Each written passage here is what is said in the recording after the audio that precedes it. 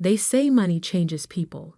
I never truly understood what that meant until I watched my own brother transform from someone I'd take a bullet for into a stranger wearing a designer suit and a fake smile. I'm Emma Mitchell, 34, and until 6 months ago, I was the proud sister of Marcus Mitchell, Silicon Valley's newest self-made success story. At least, that's what Forbes called him in their 30 Under 30 feature. The truth? Well, that's a bit more complicated. Growing up, Marcus and I were inseparable. Just 14 months apart, we were more like twins than regular siblings. While our parents worked double shifts at their restaurant to keep us fed and clothed, we looked after each other. I helped Marcus with his math homework. He scared away the boys who tried to bully me in middle school. When I got my first job at 16, I split every paycheck with him so he could buy the computer parts he dreamed about. One day, he'd say, hunched over his latest technological experiment, "I'm going to create something amazing. Something that'll change the world. And when I do, we'll never have to worry about money again." I believed him. How could I not? Marcus had always been brilliant, even if he was terrible at showing it in school. While other kids played video games, he learned to code. While they went to parties, he built computers from scraps he found at the local electronics recycling center. I was his biggest cheerleader, his constant supporter, and sometimes his only friend. When our parents' restaurant failed during the recession of 2008, I put my college plans on hold. Instead of pursuing my dream of becoming an architect, I took a job as a bank teller to help keep our family afloat. Marcus was devastated when I told him. "You can't give up college," he argued, his eyes filling with tears. "You've worked so hard for this." But I just smiled and hugged him. "It's not giving up," I told him. "It's investing in our future. You're going to do great things, little brother. Someone needs to make sure you get there." And for 10 years, that's exactly what I did. I worked my way up from teller to branch manager, taking night classes when I could afford them. Every spare dollar went into supporting Marcus's dreams. When he needed seed money for his first startup attempt, I emptied my savings account. When that failed, I took out a personal loan to fund his second try. When that one crashed too, I refinanced my small condo to give him one more shot. "Third time's the charm," I joked, handing him the check for $50,000. He hugged me so tight, I could barely breathe. "I'll pay you back double," he promised. "Triple. You'll see, Eve. This time, it's going to work." And surprisingly, it did. Mitchell Tech Solutions launched in 2020, just as the world was going digital. Their security software caught the attention of several major tech companies, and suddenly Marcus was everywhere. Tech magazines, business podcasts, startup conferences. My little brother had become the success story he'd always dreamed of being. I couldn't have been prouder.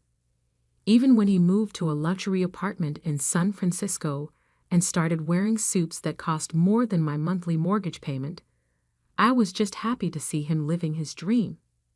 The fact that he hadn't paid back any of my loans yet didn't bother me. He was busy, I told myself.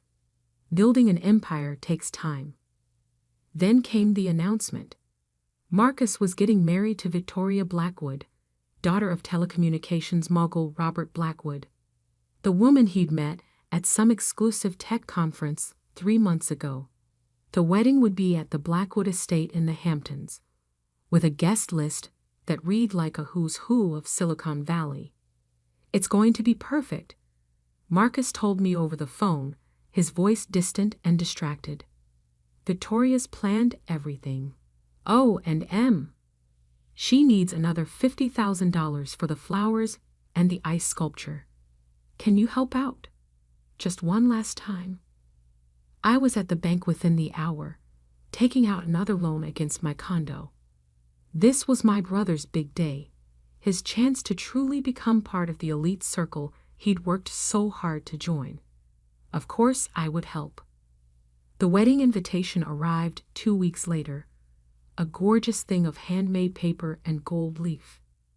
I was admiring it at my kitchen table when my phone buzzed with a text from Marcus. Need to talk. Video call in 5. When his face appeared on my screen, something was different. The warmth in his eyes, the one that had survived all our struggles, was gone. In its place was something cold, calculating. There's been a change of plans, he said, not quite meeting my eyes. About the wedding. Victoria thinks it would be better if you didn't come. The world seemed to tilt sideways. What? It's just, he cleared his throat. The guest list includes some very important people. CEOs, investors, potential partners. Victoria thinks, well, we think it might be awkward having a bank manager there. It could affect some delicate business relationships. I stared at him, waiting for the punchline.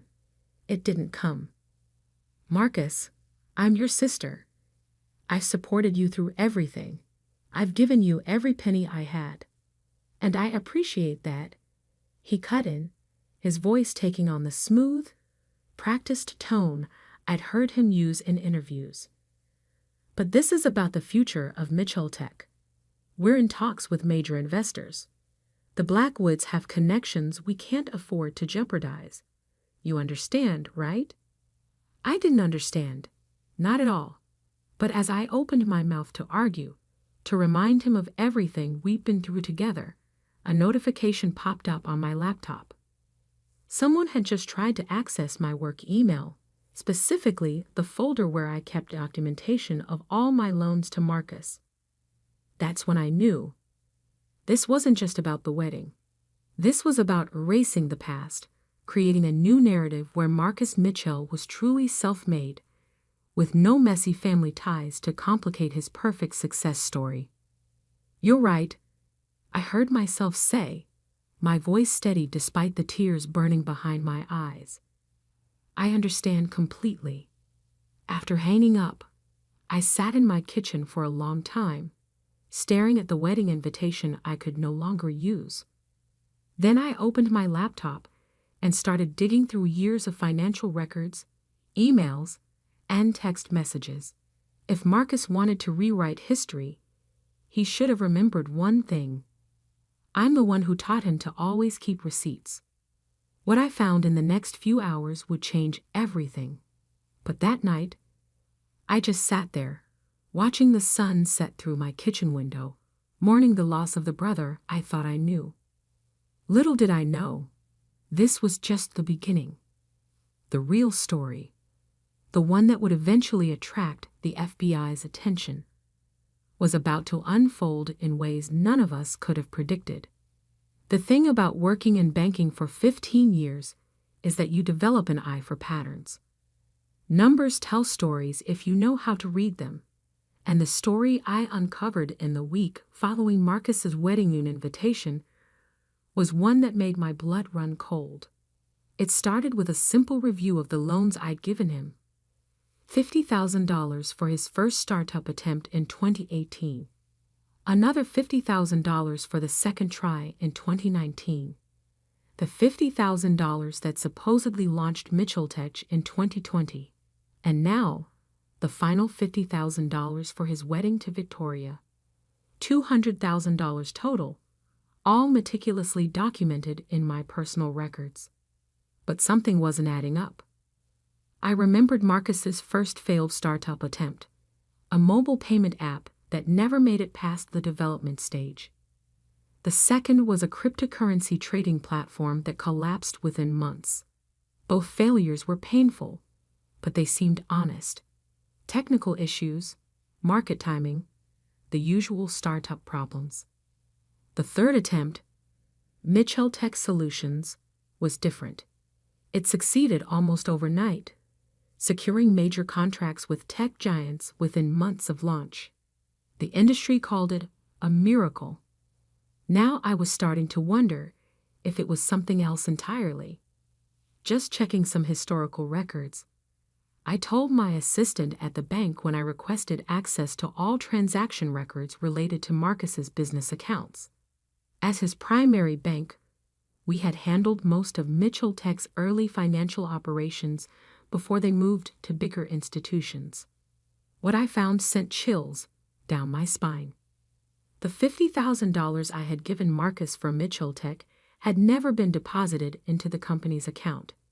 Instead, it had been transferred through a series of smaller transactions to an offshore account in the Cayman Islands. But Mitchell Tech had still launched with significant capital, $2 million to be exact. Where had that money come from? I spent 3 sleepless nights tracing the money trail. Bank statements, wire transfers, corporate filings. I followed every breadcrumb. Each discovery felt like another punch to the gut. The prestigious security software that had put Mitchell Tech on the map? It wasn't Marcus's creation at all. The original code had been developed by a small tech startup in Eastern Europe, a company that had mysteriously gone bankrupt just weeks before Mitchell Tech launched. Their entire development team had vanished, their office abandoned overnight. And the $2 million that launched Mitchell Tech, it had been routed through the same Cayman Islands account where my $50,000 had disappeared. The money originated from a series of compromised corporate accounts. Companies that had reported major security breaches in early 2020. My brother, my brilliant little brother who I'd supported all these years, hadn't created a revolutionary security software. He'd stolen one, using hacked funds to finance the operation.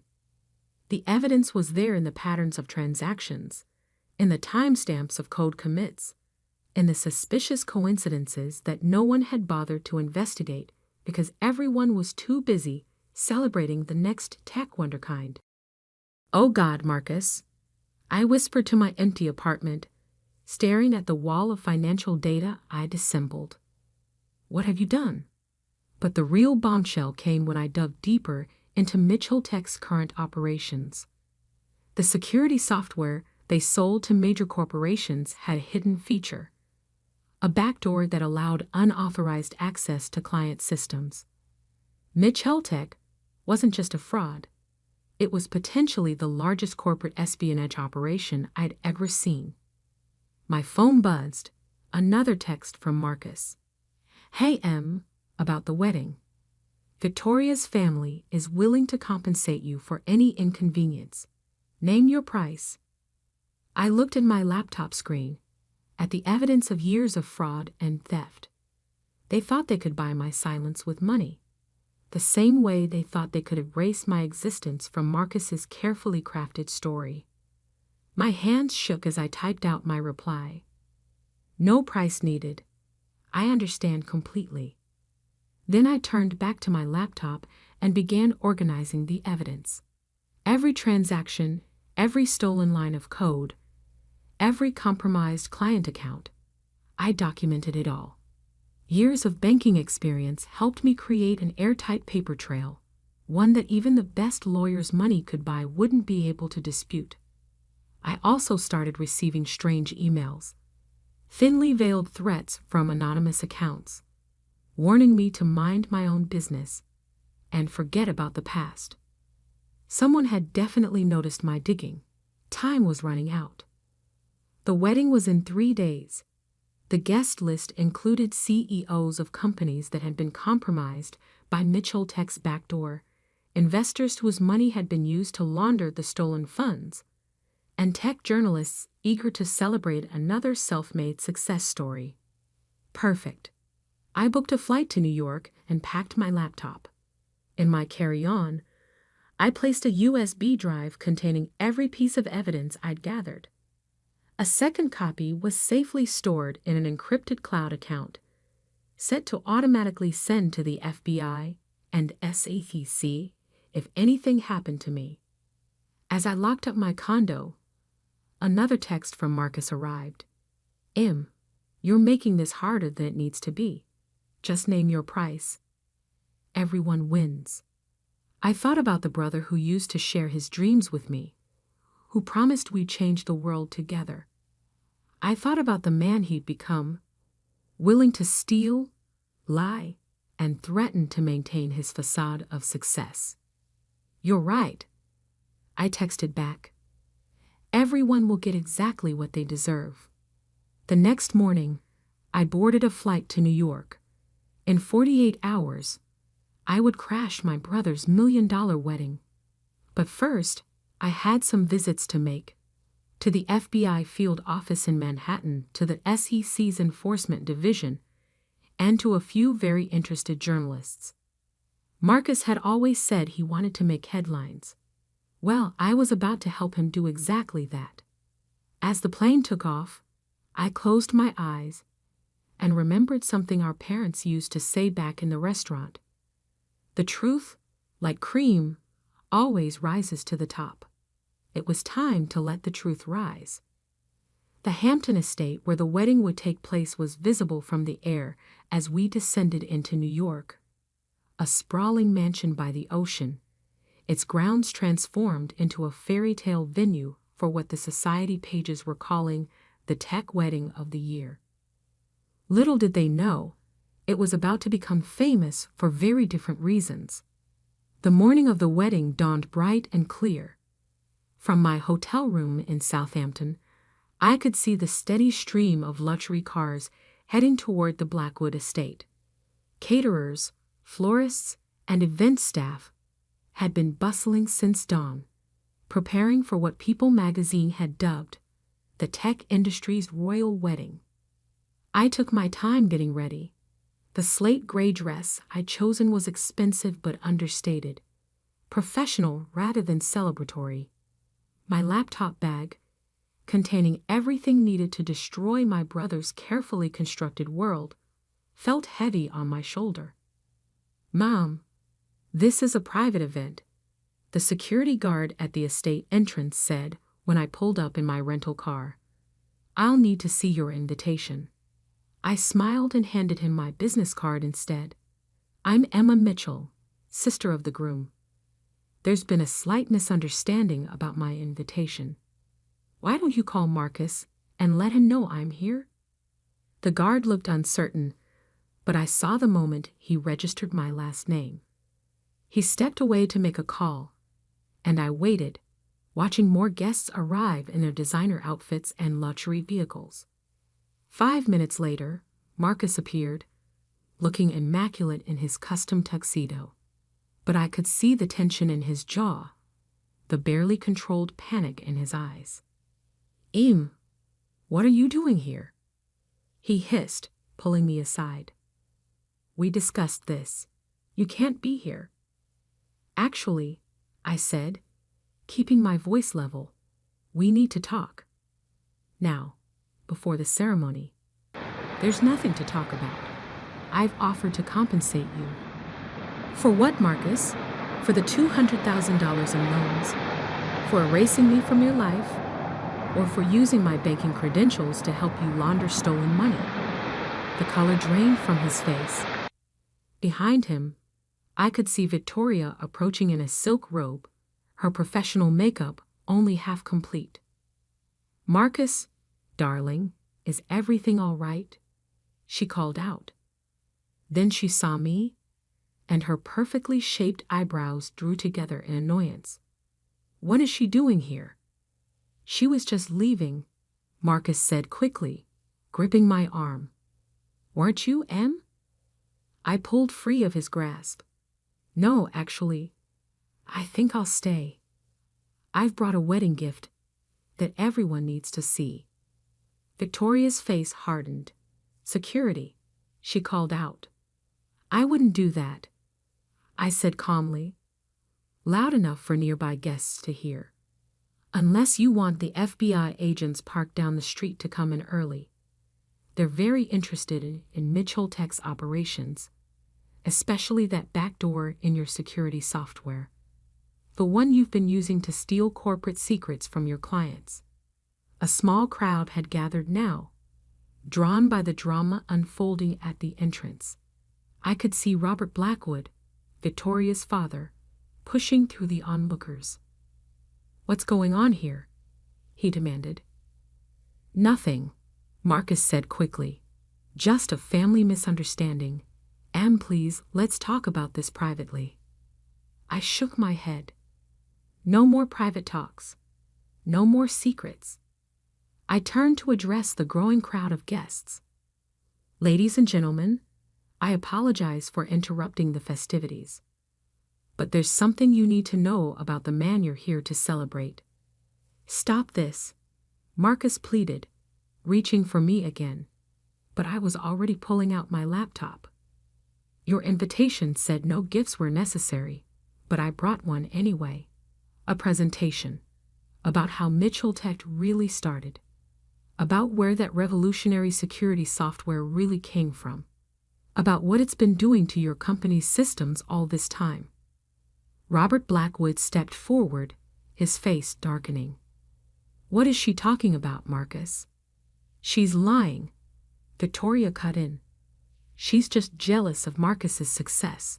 Security. Remove her?" "Before you do," I said loudly, "you might want to check your phone, Mr. Blackwood. I believe you just received some very interesting emails about your future son-in-law's business practices." The crowd murmured as phones started buzzing. I timed my evidence dumps perfectly. Emails going out to all major Mitchell Tech clients and investors just as I arrived at the wedding. Marcus lunged for my laptop, but it was too late. I'd already connected it to the venue's massive display screens, the ones meant to show romantic photos during the reception. Instead, they now display transaction records, code snippets, and irrefutable evidence of years of fraud. "That $2 million startup capital," I announced to the stunned crowd. "Stolen from hacked corporate accounts, the security software you're all using. Stolen from a small company in Eastern Europe after Marcus arranged for their mysterious bankruptcy. And that backdoor you never knew about. It's been collecting your corporate secrets for 2 years." The chaos that erupted was almost beautiful in its completeness.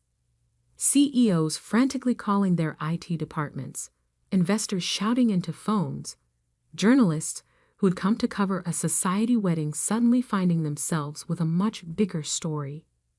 "You ruined everything," Marcus snarled, his carefully crafted mask finally cracking completely. "I gave you a chance to name your price." "Some things aren't for sale," I replied. "Like the truth or family loyalty." Victoria had disappeared, along with her father. In the distance, I could hear sirens approaching. Federal agents. The FBI's arrival was almost anticlimactic after everything else. They moved through the crowd with practiced efficiency, heading straight for Marcus. As they led him away in handcuffs, past shocked guests, and frantically clicking cameras, he looked back at me one last time. For a moment, I saw a flicker of that little boy who used to share his dreams with me. "Why, Em?" he asked, his voice breaking. "I would have given you anything." "Because you forgot something important, little brother," I said softly. "Success built on lies isn't success at all. It's just a bigger lie." The aftermath was exactly what you'd expect. Mitchell Tech's collapse made headlines for weeks. Tech Wonderkind revealed as corporate spy, ran alongside Wedding Day arrest exposes Silicon Valley fraud. The FBI's investigation uncovered even more than I had. A network of cybercrimes spanning 3 continents. Victoria and the Blackwoods quickly distanced themselves, their PR team working overtime to paint themselves as victims. Most of Mitchell Tech's clients filed lawsuits. The stolen money was traced and returned, including my $200,000 in loans. I testified at Marcus's trial 3 months later. He didn't look at me once during my testimony about how he'd used my banking access to facilitate his crimes. He took a plea deal in the end. 15 years with possibility of parole, plus restitution to all his victims. The day after the sentencing, I received a letter from him in prison. "Dear M," it began. "I forgot who I was trying to become someone else. I forgot that real success was having a sister who believed in me enough to sacrifice everything. I forgot that the dreams we shared were worth more than all the fake success in the world.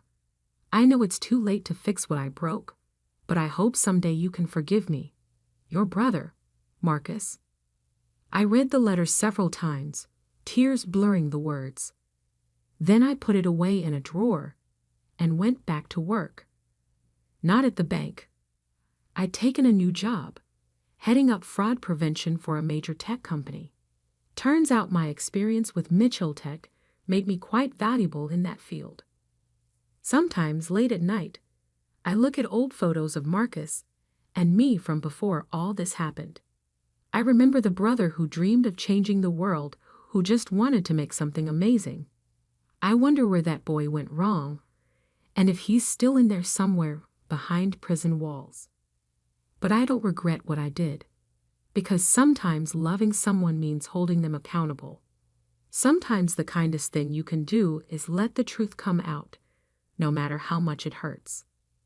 They say money changes people, but I've learned it's not the money. It's what people are willing to do for it. The choices they make, the lines they cross, the people they're willing to sacrifice. In the end, Marcus got what he'd always wanted. His name in headlines, his story talked about in Silicon Valley, just not in the way he planned. As for me, I've got a new dream now. Helping other companies protect themselves from people like my brother. Making sure other families don't have to go through what I did. Because some things really aren't for sale. Truth, integrity, family. And sometimes, the hardest lessons are the ones we learn from those we love the most.